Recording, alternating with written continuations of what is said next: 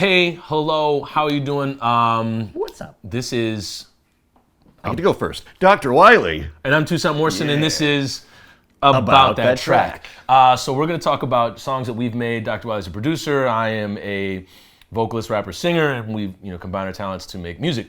This is a song that's coming out, and by the time you're listening to this, it might be out already.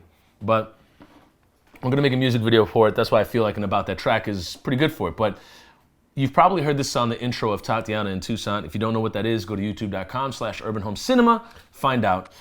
But here is the song, All My People Ready. We're gonna talk about this as we go along. There's a lot going on here, so here we go. It's on Dropbox, so give it a second. What? That's mom calling the phone. She's calling that counselor. She ain't happy. Here's what she's got to say. I'm not the one. Oh my God, that piano is so Punky Brewster. I love it. I love it.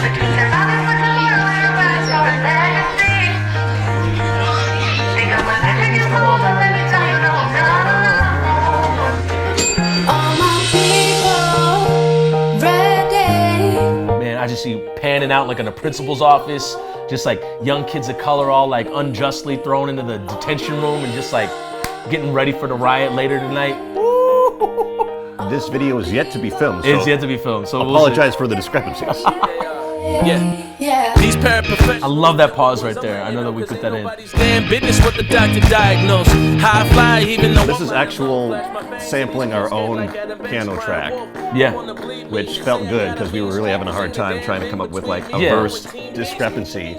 It's like it's a socioeconomic. Here's LA on the drums. I don't need to read. Lately the home This is so perfect right there. Oh, he just drops in on it. Goes through the motions. I know she underpaid. It makes it seem effortless. Yeah. You know, But one of those great additions that you don't even realize is there, but the song would be incomplete without it. And it also sounds like something you would hear coming through the walls of a rehearsal space. You know, like the time is I love this part. to cry a little bit, and every time I give it, feels like I die a little bit. Emotions, I don't care to know them. I just let them flow through it with no discretion for the moment. My storyline bends outside the classroom art. Been slanging keys since the second season Kingdom Hearts. Been slanging keys since the second season Kingdom Hearts. 1 second. Been slanging keys since the second season Kingdom Hearts. We're going to talk about Kingdom Hearts. If you know Kingdom Hearts, I love that reference. I'm going to let it roll on. Let me not relish in that. Yeah, you can hear her say, hiring the horn section was difficult. Yeah, they cost a whole lot of money. It was basically Wylie pressing on a piano. Love it. We still got to get like a guitar in there at some point, like some type of guitar. Well, speaking of stringed instruments, props to the bass. Yeah, exactly. Oh yeah. her parent was dead. Ralph, aka Alex Bennett, or Alex Bennett, aka Ralph, is playing bass on this. Just did a smash-up job.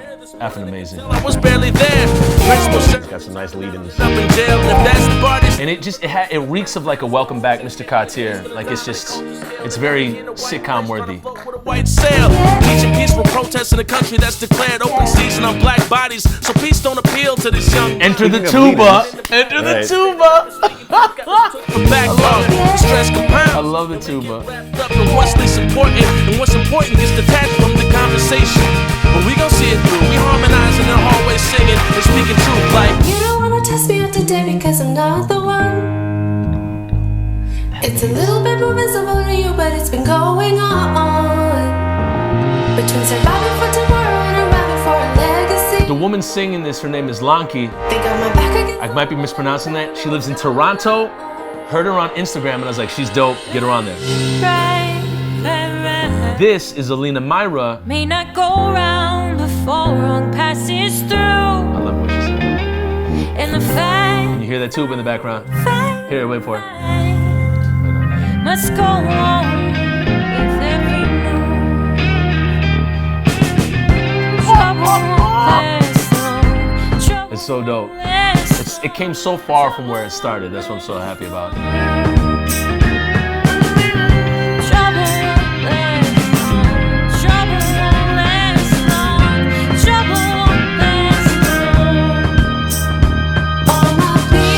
Lanky recorded this on a iPhone like microphone. Like Literally phoned it in. it's so yeah. She phoned it in. Oh, you're crazy. It was a bitch getting that thing Yeah. polished up. Well, Edward polished it up and then sent it to us, and then we tweaked it a little more. This is This is Tessa Wegenki, who originally sang the chorus, and then we changed it with Lockie because it suited it more. So she has these kind of like trills.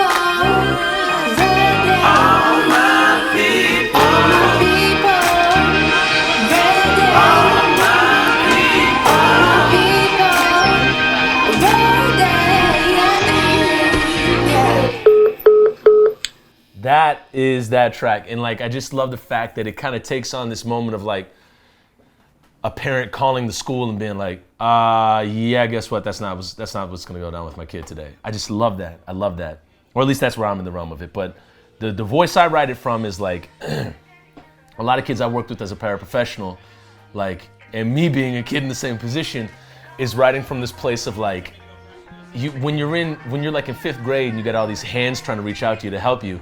It's almost like it's almost like being on parole, and you're like, nah, I don't want that. Nah, I'll check in when I check in with him, you know. And then you just try to operate your own way through this whole institution, and it's like, oh my God.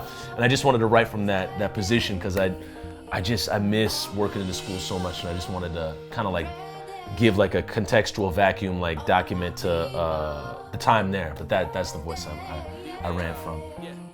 When I told you Punky Brewster, like, how did you ever watch Punky Brewster? Oh, well, my mind immediately goes to a place of horror because watching the original It was recorded on VHS. Yeah.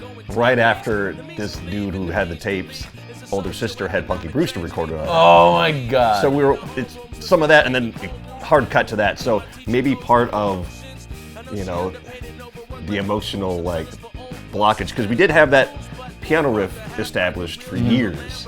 Yeah. And it was just that. Came up with kind of the chorus verse structure of it, but as far as like incorporating all the other things that have made it a song, the drums, the bass, the organs, you know, the big choir chorus outro, all that stuff came much later. And it was, I guess with Punky Brewster as the premise, needed that time to breathe to kind of separate from that. Because, you know, coming up with a melodic intro, or a riff, and then having it take on a life of its own takes time. Yeah, and then adding the horns was like a big turn for us. We were like, wait, what? Yeah. Like, this is crazy. It made it feel, from my limited experience and exposure, but, you know, very New Orleans. Because, again, I like being pushed creatively like you've done, to not just fall into my wheelhouse of, you know, dancey, electronic, you know, journeys, but to actually try to engage in something that's, you know, a little genre adjacent. Because, I mean, while music is music and it's all just notes, what makes something like New Orleans music so, you know, unique and special to me is that it's like the people. It's a living thing. Like dude. The one time I've been there is you walk down the street and sure, you go to any major city, people are performing in the streets, where that felt to be just like rooted in the history of the foundation of the place. And no other sort of music comes out of it, but it's, I mean, as far as like it's unique to New Orleans, but it also just like it just seeps into the soul of it, and it runs through its veins in a way that like no one specifically has laid out like a course on like, here, we're from New Orleans, this is the you know, fundamental qualities of our music. Music theory for the New Orleans wanting to play like New Orleans. Here's what we do, here's what we don't do. No, man, no. But it's all just a product of like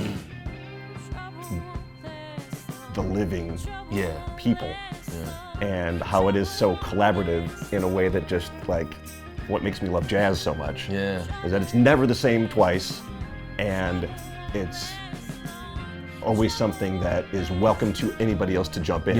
Yep, absolutely. And when you added that at the end, I was like, oh, that's it. That's what it was. That's what it was going to be the whole time. And even from playing that that riff, dear God, 2016, 2020, I think it was a month ago, you added those. And that's just the evolution in the process of the song. You know, like it took that long, and there was other stuff on the burner and whatnot. You worked with other stuff, but that just really completed it for it. There could be some guitar that could help out, but aside from that, we'll see how it fills out. But that is All My People Ready, and yeah, that definitely was a trip. It was a trip right there. I can't wait to play that one live. Woo! That one's gonna be a hoot. Oh my God! The first time we played live, imagine will be getting fall of like 2020. the parade to march through. Yeah, with the horns. If we can choir. get a tuba. I know my cousin plays tuba. Maybe you can find one. We'll figure it out. Anyways, we'll have to cone off his space at the venue to have them march on. Soon, All My People Ready, available on Spotify. And if you're a patron, thank you so much for being a patron and supporting and joining us in these projects. If not, go to patreon.com/Toussaint Morrison and join the Social Science Club, where you get videos like this, unreleased tracks, early release content, all that good stuff, and free tickets to events that we have. We love y'all. Thanks for checking it out. See you in the next video.